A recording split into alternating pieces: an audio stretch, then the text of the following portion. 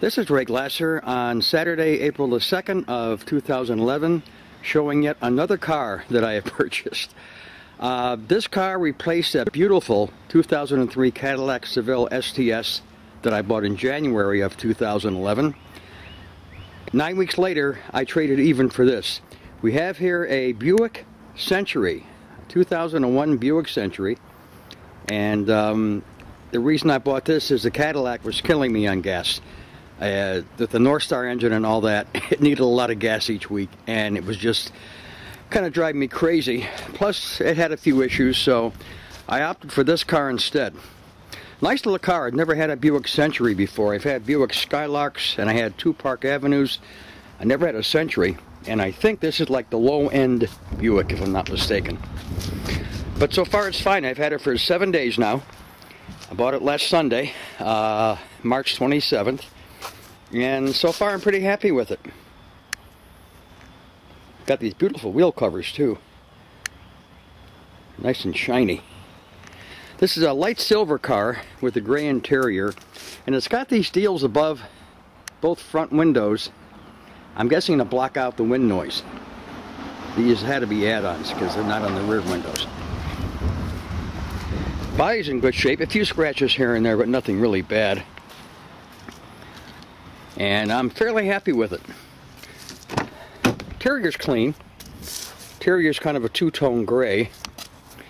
One of the two drawbacks for me of this car is cloth seats. I'm not a big fan of cloth seats. I actually like leather. But it's clean, as you can see. Did a good job detailing this. The biggest plus for me about this car, the mileage, 49,000. Very low for a 10-year-old car. There's the usual window controls, remote mirror controls. Got a great stereo. This is the upper speaker, which is probably a tweeter, and down here we have probably a combination woofer, mid-range, or just a mid-range. I'm not sure. Let's get in the car and show everything while the car's off. One thing I'll say for cloth seats, this thing is quiet. Analog controls, but that's okay. Light control, the interior lights and headlights, and it's actually got auto sensing or something that'll turn the lights on at dusk. It doesn't have the Twilight Sentinel, which the Cadillacs have, but it does turn the headlights on at dusk. A lot of warning lights, which I'll show when this thing gets fired up. No driver information center, which of course I do miss. I love that on my Cadillacs.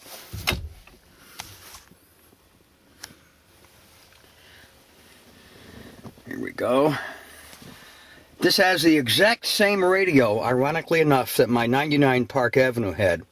Plus, it's got a CD player here on top. My Park didn't have a CD, it only had cassette. The CD works, the cassette works, the radio works, and I'm happy with it. Down here is the other drawback. No climate control and no outdoor temperature readout. It's just got an old-fashioned standard heat and air conditioning controls, both of which work just fine. But I do like to know the outside temperature. The last 20 cars I've had all showed that, and this one doesn't. But again, it's clean, it's quiet, the interior's in good shape. This has a 3.1 liter engine, and it's rated at 20 miles a gallon in the city and either 29 or 30 on the highway. Another big plus, it has something the Caddie didn't have. These pull-out extensions on the sun visor, which I really, really like. And depending on what time of day I'm driving and what direction I'm driving, they're very nice to have. Usual mirrors. Oh, this must not have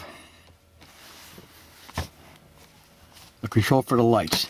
No big deal.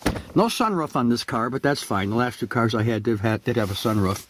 Oddly enough, this car has OnStar, believe it or not. Kind of hard to see the controls that are on the bottom of the rear view mirror. Let me crank this thing up in a second, and we'll show you what it has. Has controls for the radio on the steering wheel. And something new to me is this one on the left. That's for source and mute. You can actually mute this thing if you get a phone call or something from the steering wheel, which is kind of nice. Okay, here's a nice shot of the dash while the car's off. When you turn the car on, all these little warning things come on. I'll have to freeze frame this so I can actually see what they are. There's a lot of them.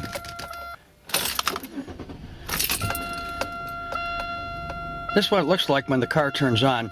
It doesn't have the driver information center that the Cadillacs and Park Avenues that I've owned have, but it's got a lot of little warning lights instead. And here it is, the mileage, gang. Not bad for a 10-year-old car. This thing runs very quiet for a little 3.1 liter engine. Very quiet. We have tape in, we have CD in. It shows the track of the CD. The source button down here goes to the FM. Then we go to the cassette.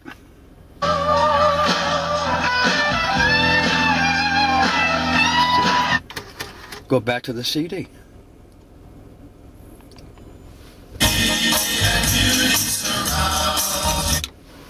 Very nice. The glove compartment's kind of small, but it's okay for what I need it for. It's got a remote trunk release button right up there. And your usual heater controls, AC controls, and all that.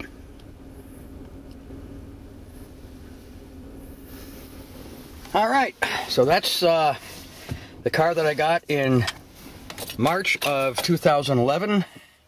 Let's see how long I keep this one. Should be a while because it's good on gas, it's in good shape. I really have no reason to trade this. What I really wanted instead of this was the next Buick up, the Regal, which is the exact same as this, but it's got the two things I'm missing: leather seats and climate control right there with an outside temperature readout. But maybe next time. Here's the bottom of the main doorway. A few scratches, a little bit of rust, a little bit of paint missing. But normally, if this is clean, usually I found the rest of the car is pretty clean. Let's show the engine. I never had one of these before. 3100, but it's only a 3.1 liter. Some rust in here, no doubt, but it's fairly clean. And it runs well. It runs very well, so I'm happy with it.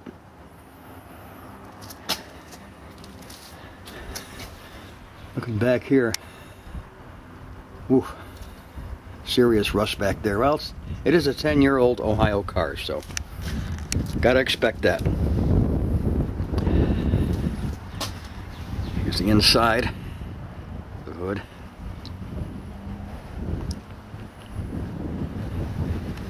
And that is the engine compartment. All right, Ray Glasser signing off from Saturday, April the 2nd of 2011. Bye-bye.